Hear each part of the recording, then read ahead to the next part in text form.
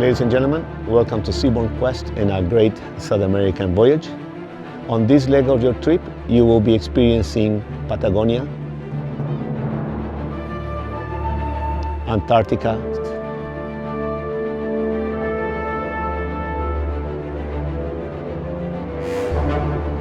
South Georgia,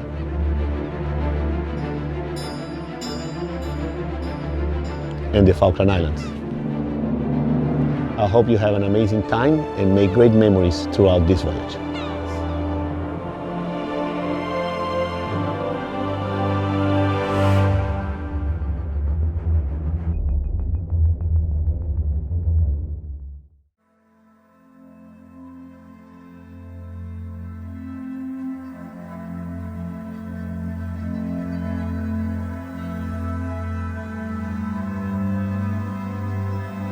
But I wanted to extend a very special invitation. Tomorrow we'll be doing an introduction to the entire team and essentials of what is to come to Antarctica. This is no ordinary voyage. You will need a spirit of adventure. So ladies and gentlemen, here's to you, the travelers venturing southward, and here's to the majesty of Antarctica. Cheers.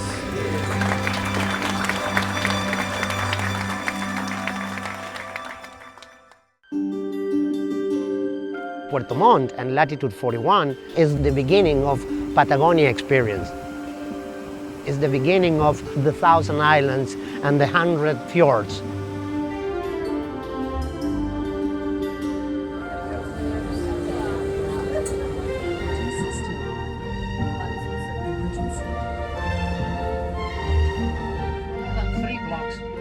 This is the Lake District of Chile. It's special because of the green color.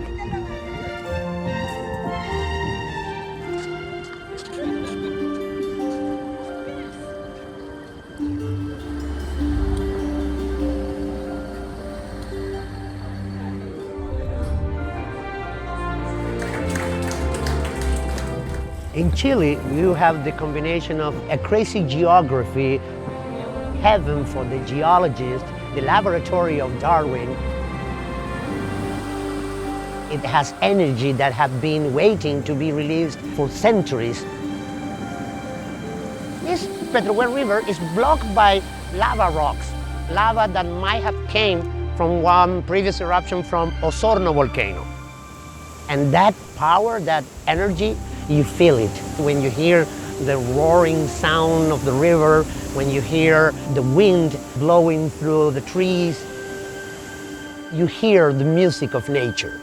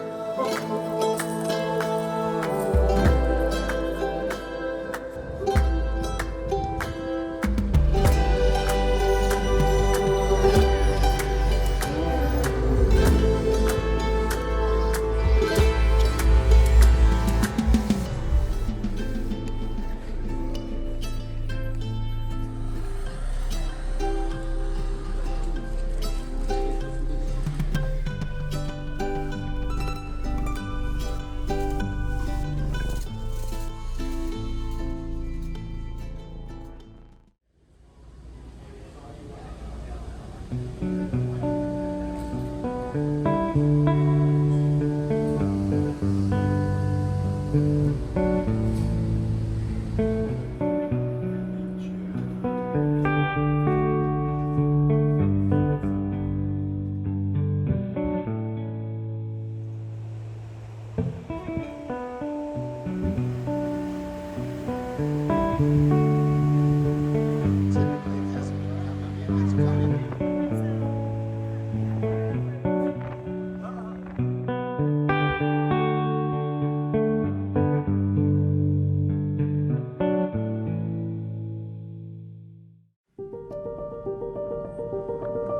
are in an amazing area of Chile. These are all fjords. You see a network of channels crisscrossing all of this area. This area was completely formed by glaciers that have carved through the rock of this area.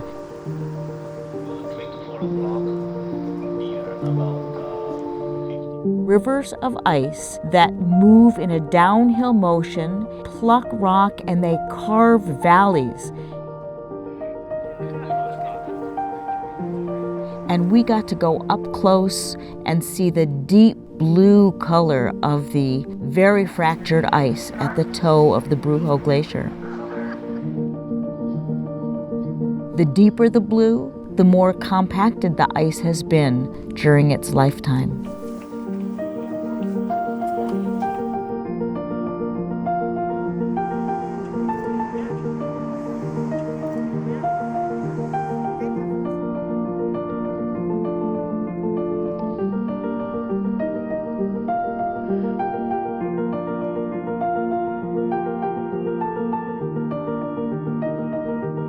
Beautiful areas to sail through because the rocks on their edges make steep walls, and it's a very dramatic landscape. What a way to end our day exploring the magnificent fjords of Patagonia.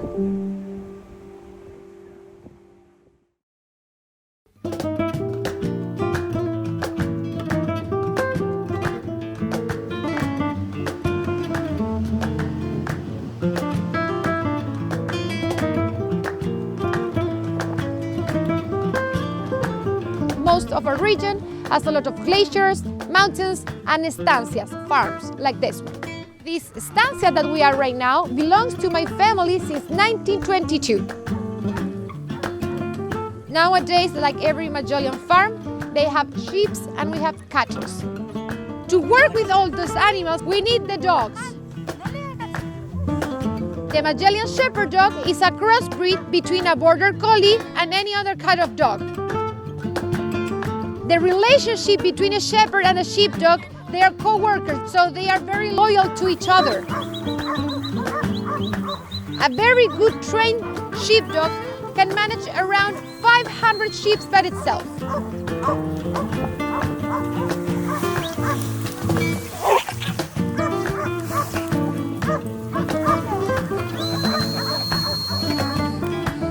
We shear our sheep once a year. First, we shear the 1-year-old sheep. The shearing is a very physical job. They have to learn how to manage the animal so the sheep can feel comfortable and don't move. So the first thing that they shear is the tummy. They're gonna shear the rest of the sheep in just one take.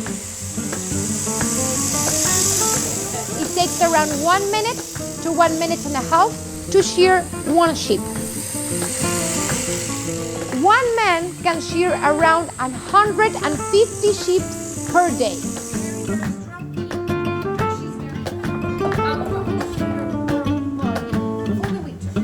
They're gonna put the fleece in that table over there. So there will be another 2 to 3 men working, taking off the dirty pieces of the fleece. We're gonna check how thin the wool is. The thinner the wool, the better the price. As you can see, very white, right? That's one of the quality of the Corriedale wool. We are one of the few families here in the region of Magellan that dedicates themselves to breeding of the pure blood Chilean horse. As you may heard, The countryman of Argentina is called the gaucho. In Chile, the countryman is called guaso. And the Chilean guaso has their own clothes, their own attire to wear.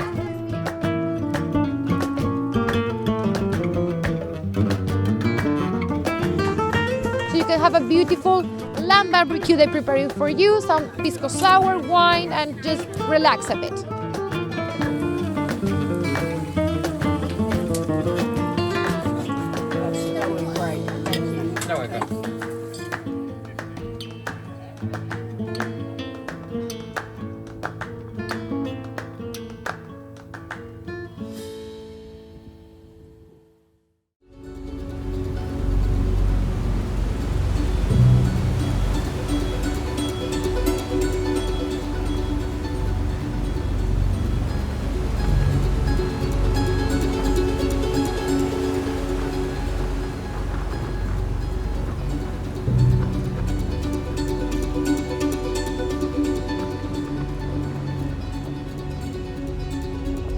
We know the ice is down there somewhere, remote and elusive. Captain James Cook tried to find it 3 times. If you sail south in the right place, then it is not so far away. We know that there are penguins and that there are some seals. We are hoping to see some whales. We believe that an abundance of ice is waiting for us, to dazzle us, amaze us, waiting over the Drake horizon, hidden, indifferent. On the far side of the Southern Ocean, penguins, seals and whales waiting for us. We've seen it on the TV, life in the freezer, seen images in coffee table books, the white collar seen from space. Are we there yet?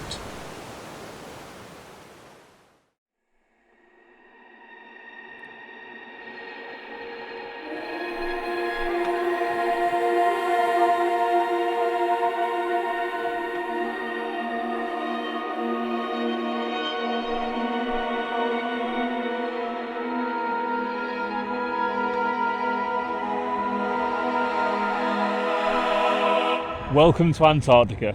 What an amazing start to our time down here. We've got a beautiful sunny day, the wind's howling in a little bit, but it's actually not too cold, and we're here at Yankee Harbour on the South Shetland Islands. An amazing greeting down here. The Gentoos are just really showing off for us.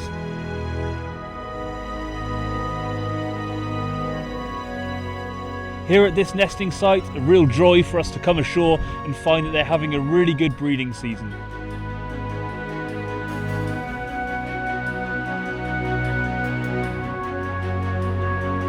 There's lots of chicks around. They're about a month old, maybe 5 weeks old. So they've still got a few weeks left until they're finally finishing up. So many chicks and they're looking really healthy, lots of them. They're all looking really chunky. They've obviously been doing very well, getting a good feed.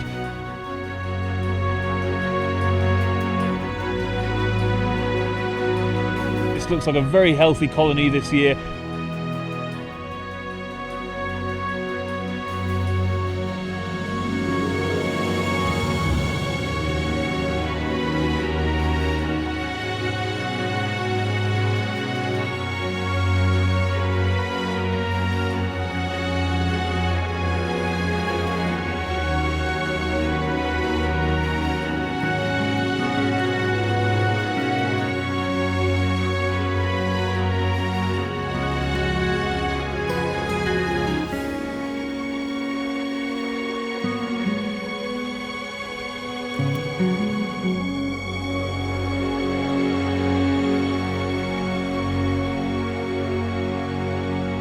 It's a really bustling site here, there's lots going on. Just an amazing thing to see for our first morning operating down in Antarctica.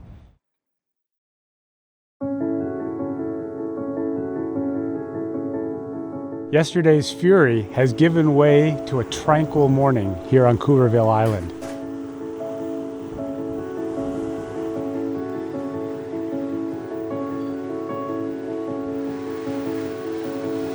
As we navigated the icebergs and the glassy waters in the bay, humpback whales made their appearance.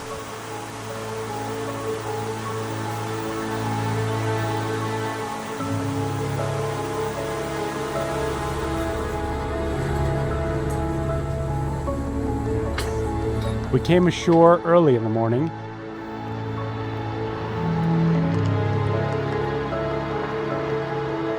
The entire beach, which had been dormant in shadow, suddenly became a vibrant community, bustling with the activities of the Gentoo penguins that inhabit this beach.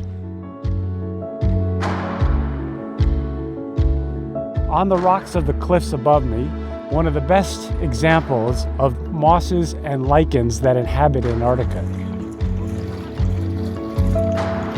There are several Gentoo colonies here, and between them, penguin highways, where penguins traverse back and forth, to and from the colonies and the sea.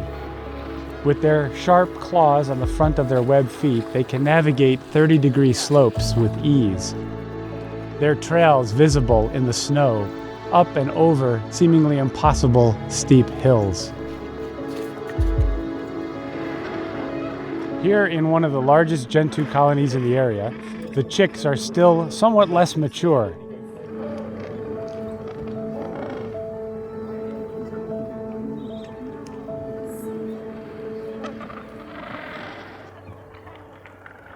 Penguins aren't just scavenging in these waters, they're hunting actively, pursuing krill and Antarctic icefish.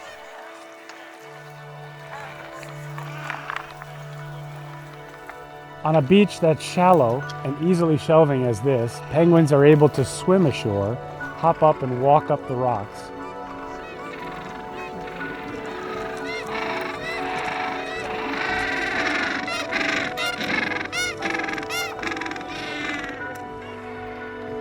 And the evidence of their diet can be seen on the rocks of the beach by the color of the guano that surrounds these colonies and gives the air its distinctive, characteristic, and ever so memorable smell.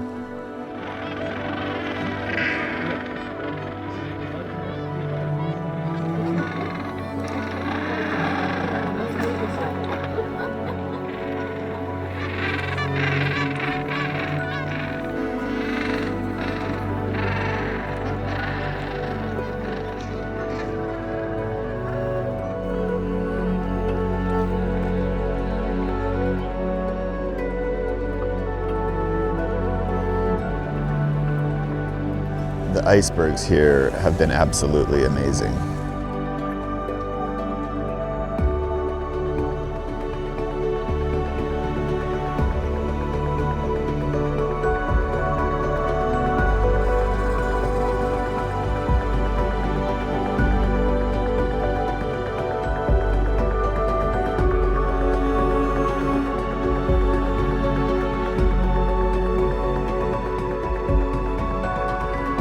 It's been a peaceful, magical, tranquil morning in which Antarctica has shown her other face to us and revealed its splendor in so many subtle ways among the ice, the snow, and the rocks of Couverville Island.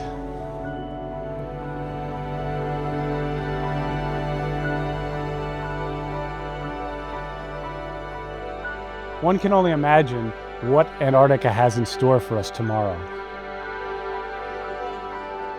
Tempestuous storm advances, engulfing our canopied steel halls. Cocooned we continue with dances as the raging seas rise and fall.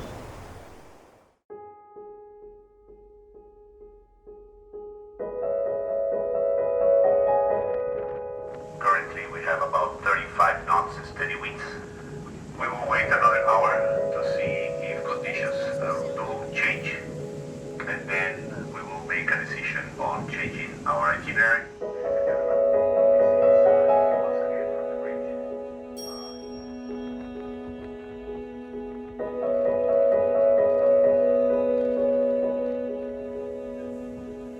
Cetaceans secure beneath the maelstrom, beaks and whiskers hunker down, well used to gale, wind and spray, knowing the sun will rise the following day.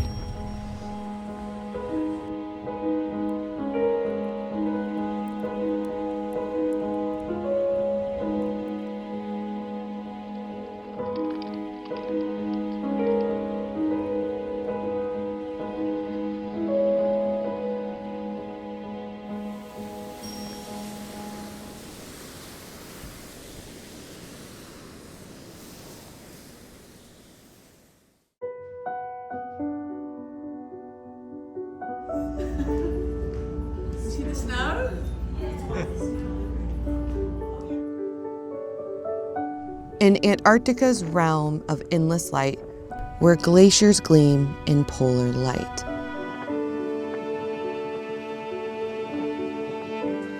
Boundless ice spreads far and wide in a land where time and cold collide.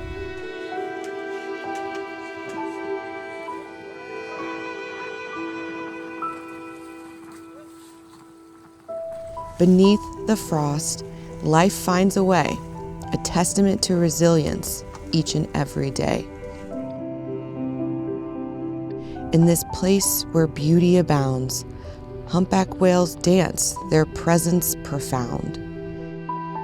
Their grace and power, a marvel to behold, in this frozen sanctuary where stories unfold.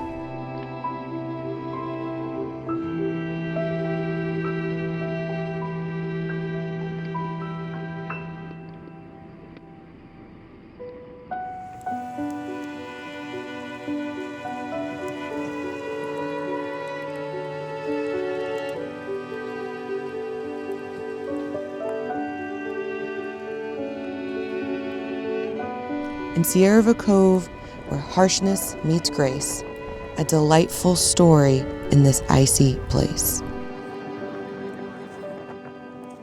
Where life's tenacity and beauty thrive, in the heart of Antarctica, alive.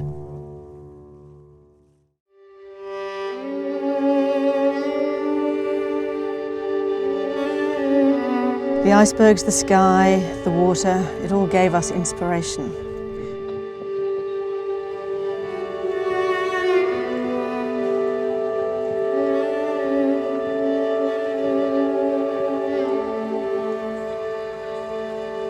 As for us, evolved for temperate climes, adding layers of wool, feather and fleece, layered in mango and rubber in black lines, braving the swell waves that never cease. We managed to get into the Zodiac, out into that ocean. It was pretty chilly, hunting wildlife, as we do now, for photographs and nothing else. Our last day on the Antarctic Peninsula brought us an encounter with the third and final brush-tailed penguin, the Adelie. Resting during fishing forays on a giant iceberg impossibly high above the water.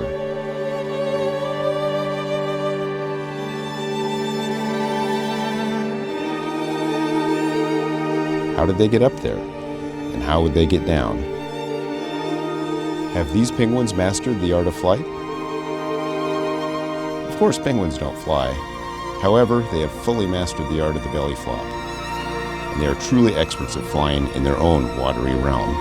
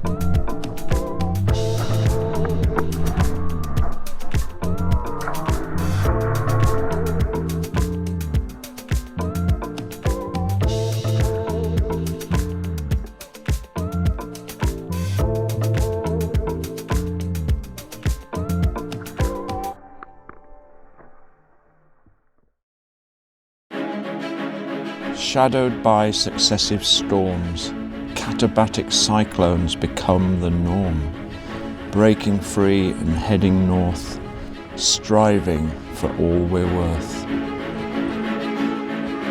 We had the most incredible encounter today. Up on the bridge of the ship, they detected by radar a massive iceberg.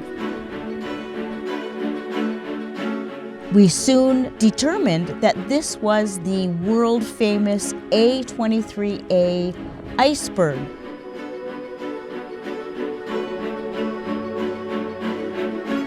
It broke off in 1986 from the Filchner ice shelf.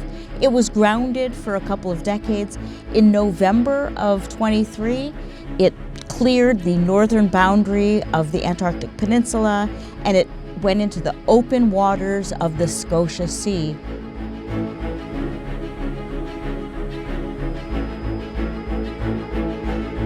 This iceberg is about 1,200 feet thick, and about the top 150 feet is exposed above the water.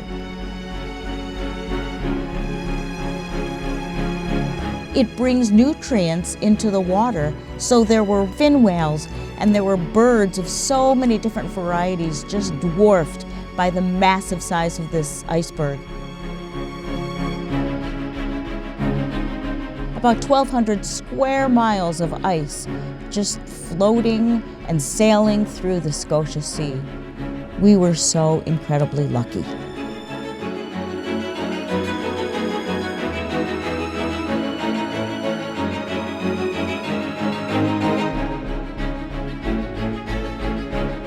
Crossing in Shackleton's wake, only 800 miles, a piece of cake.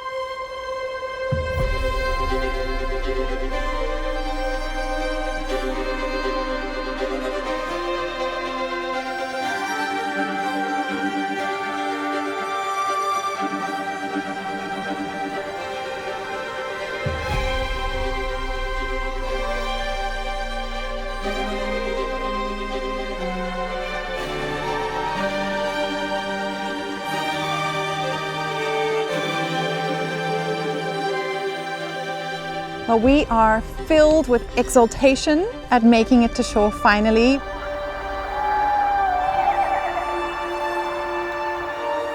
We were worried this morning that the katabatic winds would thwart our plans to get on land here. Though we are incredibly happy to be here, we're also moved by the history of this old whaling station. 175,000 whales over a 60-year period were processed on the shores of South Georgia. Started in 1904, Carl Larsen, who was a Norwegian, took up a residence here, and he basically brought 300 people, men mainly, to come and be part of the whale hunting industry. This is where the blubber that is extracted from the whale was processed.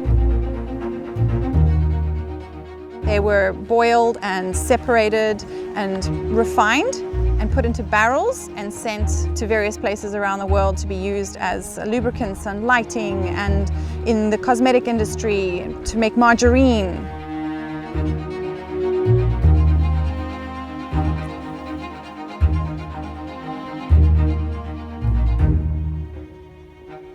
What's so poignant about seeing this whaling station so many years later is seeing the wildlife reclaiming this area. This being the first time on land with the mighty king penguin, how incredible to see them in the sunlight. They're in their molting phases now, so all those feathers are coming off, ready for the winter season where they will go out and fatten up and return to hopefully find their breeding partner and make the new generation. The fur seals are running all over the landing area. We have to be careful not to step on them. Can these fur seals be any cuter? They're little tiny pups already practicing their beachmaster skills. We just cannot get enough of these little guys.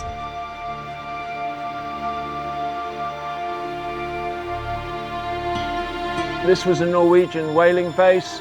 There were only men, and the Norwegians had to find things to occupy themselves so they didn't get up to mischief like football. But up here, almost lost, is a ski slope that they constructed. When there was plenty of snow, they used to have ski jumping competitions, and that dulled their passions to some extent.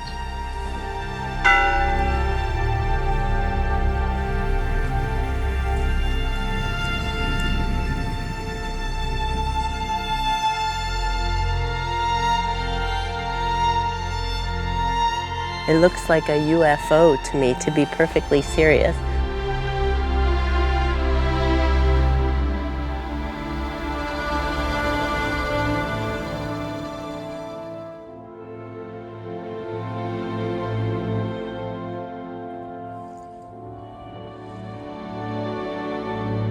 Incredibly, after everything the Shackleton went through, he finally passed away here at Grytviken and was laid to rest in the most beautiful surroundings he could possibly have hoped for.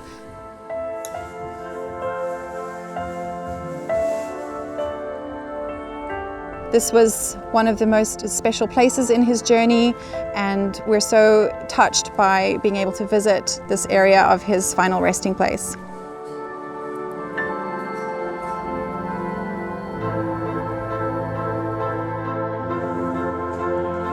So to this day, people come from far and wide to toast the boss and visit his grave here in Grytviken.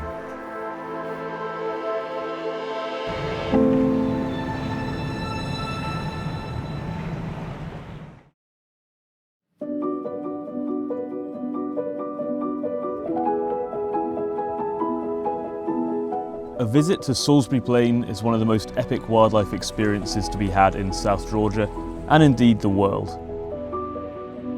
Here, 60,000 pairs of king penguins raise their young on the beach and on the slopes behind, in an amazing breeding cycle that takes more than a year to complete, including leaving the chicks for several months alone and unfed over the worst of the winter. With the breeding birds and the non-breeding sub-adults and the immatures, there can be up to 250,000 king penguins on the beach here. An amazing sight. And these are one of the most attractive of all of the penguins, standing nearly a metre tall and with fantastic bright orange patches on the side of the neck and on the upper chest. These are a beautiful bird.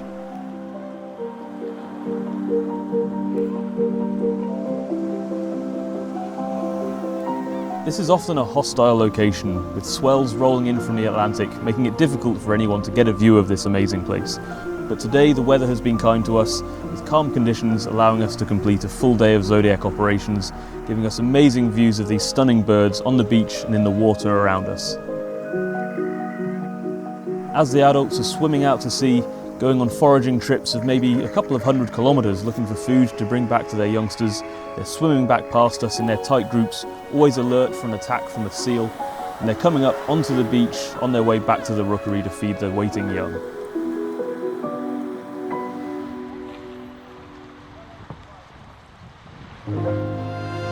The original skin-on-frame kayak was essentially biomimicry of the pinniped, purpose-built to be able to hunt them. Of course, today we use them simply to experience nature as unobtrusively as possible. We have this silent sea level perspective where we can kind of sneak inside an ecosystem, be literally in amongst the wildlife, and let them decide how they want to interact with us. And ironically, given our history here, the thousands of creatures along this shoreline are all just indifferent, intrigued, or in the case of these fur seal pups, actively investigating us, eye to eye.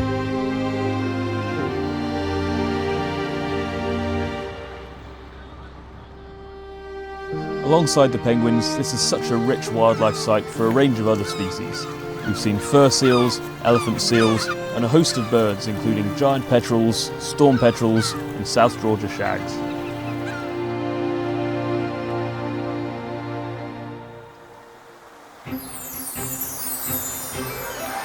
We're here in South Georgia toward the end of summer, a perfect time to watch and fall in love with Antarctic fur seal pups. We see so many pups here now because of a phenomena called breeding synchrony, where 90% of the pups are born within a 10-day window. These pups are loud and gregarious, learning and practicing all the skills they'll need as adults. Who knows what they're saying to each other as they hoot and holler?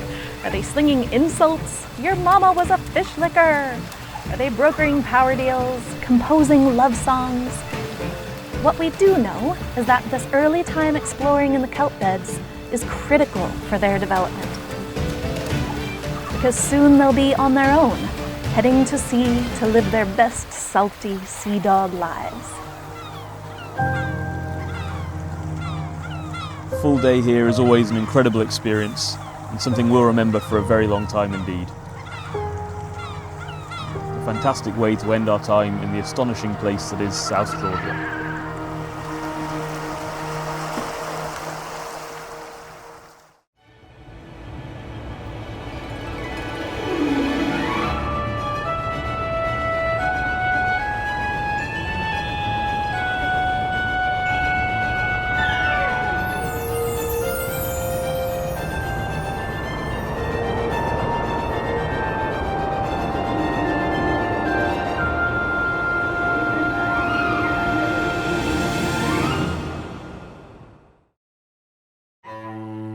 Falkland and Stanley, in the middle of the South Atlantic, had had a great impact in both First and Second World War. Nowadays, its main focus is on fishery management and growing tourism.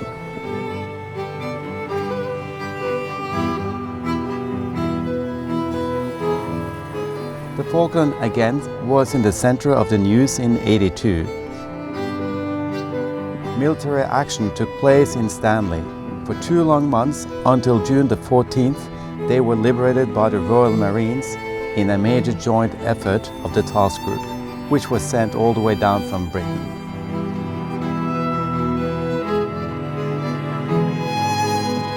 All of its history is forever kept in this very beautiful museum in Stanley. Sitting here on the bench outside watching the old buildings and out at sea, where it all began, drinking a cup of English tea.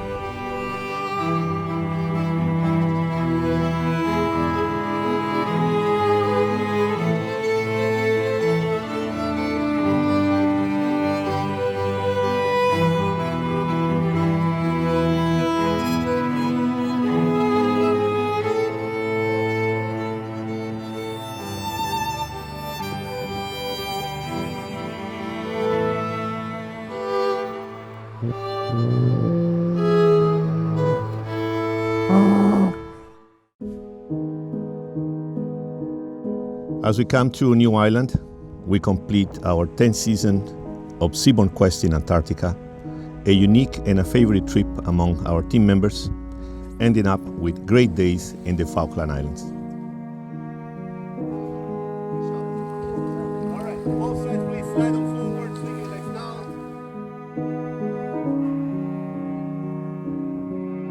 We're on the extreme west of the Falklands. You're at New Island, and this is a settlement rookery at New Island Nature Reserve.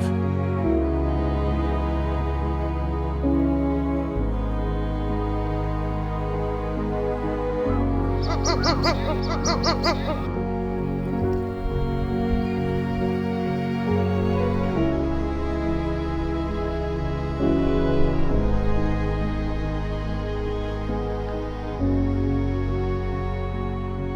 the whole island is a nature reserve, a national nature reserve. So we have no sheep, no cows, no farming going on here at all. And that's basically funded because you guys are coming.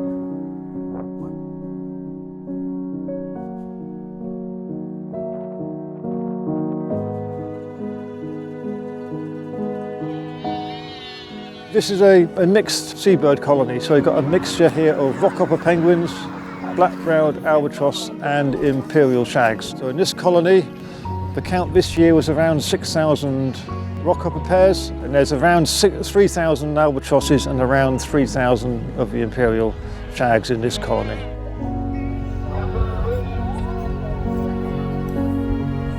The rockhoppers, they're the last penguins to arrive and the first ones to leave, so our rockhopper chicks are just fledging now. Once the chicks have left, the adults will go to sea. They'll feed up for a couple of weeks and then they'll come ashore for 3 or 4 weeks to molt out. And then we will be covered in feathers. There'll be feathers everywhere. It'll be like a snowstorm here. We have an incredible privileged time when we came across the beautiful colony of the black-browed albatrosses.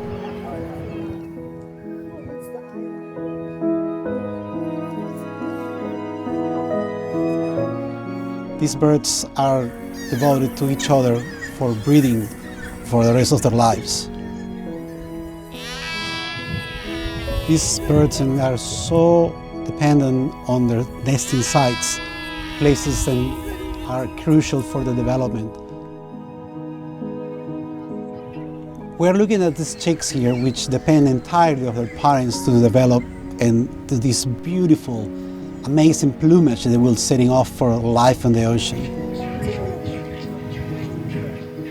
So at this time of year, the albatross chicks are getting big and fluffy now. So those albatross chicks were born beginning of December. End of March, beginning of April, they'll be heading off. One of the most fascinating features that these albatross have is their flying style. The dynamic soaring that allows them to cover miles in a very effortless way to navigate the open ocean looking for food. But it's equally remarkable when you have the chance to see them on the land. Having a close look of these impressive birds who has inspired many, many people.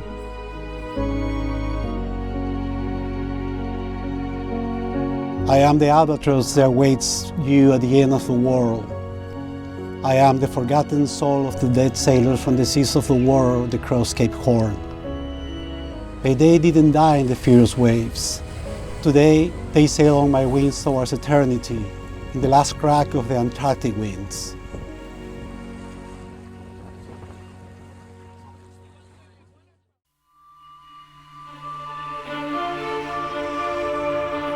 Ladies and gentlemen, it has been an absolute pleasure having you on board Seabourn Quest for this Antarctica voyage. Antarctica is often described as a land of extremes, where the essence of nature's raw beauty unfolds.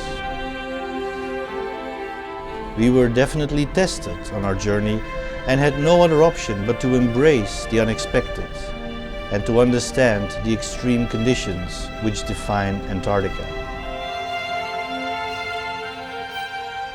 Yet in these challenges, I hope you did find the opportunity to witness a world untouched by the usual constraints of civilization. So thank you once again, my fellow expeditioners, to have shared this adventure with us.